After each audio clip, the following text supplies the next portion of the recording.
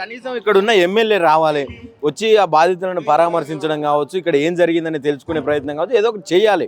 ఎందుకు రాజేడు అసలు ఎమ్మెల్యే దగ్గరికి ఈ విషయం పోలేదా? మరి ఎందుకు రాష్ట్రాన్నే కదిలిస్తూ ఉన్నది? మరి ఎమ్మెల్యేనే ఇక్కడనే పక్కనే ఉంటాడు కదా, నాగర్ కర్నూలు, ఎందుకు రాలేకపోతా ఉన్నాడు? అన్న ఇక్కడ ఒక్కటే, ఈ ఎస్సీ రేపు ఓట్లు వేపియాడు ఆ ఊర్లో.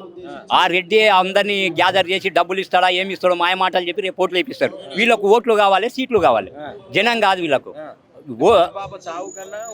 ఓట్లే ముఖ్యం, వాళ్ళకు రాజకీయం అధికారమే ముఖ్యము. అధికారం ఉండాలి వాళ్ళకు. ఈ ప్రజలు ఎటువైనా సరే ఆ ఎలక్షన్ల ముంగలు వచ్చి నీతి మాటలు చెప్తారు, మేము ప్రజల పక్షాన ఉంటాము, ఇది ప్రజారాజ్యము, ప్రజలకు న్యాయం చేస్తాము, మీకు ఎన్నో మేలేస్తాము అని చెప్తారు. కానీ ఓట్లు అయిపోయిన తెల్లారి ఎవరిని పట్టించుకోడు. అప్పుడు ఎవడు బడాబాబులు, ఎవడు రేపు ఆ ఊర్లో ఆధిపత్యం చెలాయిస్తాడు వాని వైపే ఉంటారు. వీళ్ళంతా రిలేషను. ఆయన ఏమనుకున్నట్టే ముఖ్యమంత్రి గారు దీని ఇంత దృష్టికి ఇంత అవుతుంది అనుకోలే వాళ్ళు. ఇంత ప్రతిష్టంగా ఇంత రాష్ట్రంలో ఈ దేశానికి వెళ్ళిపోయేటంత అవుతుంది అనుకోలే వాళ్ళు. నా మామూలుగా వాళ్ళని ఎవడు పట్టించుకుంటారు, రజకులని ఒక దళిత కుటుంబాలని అనుకున్నారు. కానీ ఆయన వదిలేసింది ఇవాళ ఈ రాష్ట్రానికి నష్టం.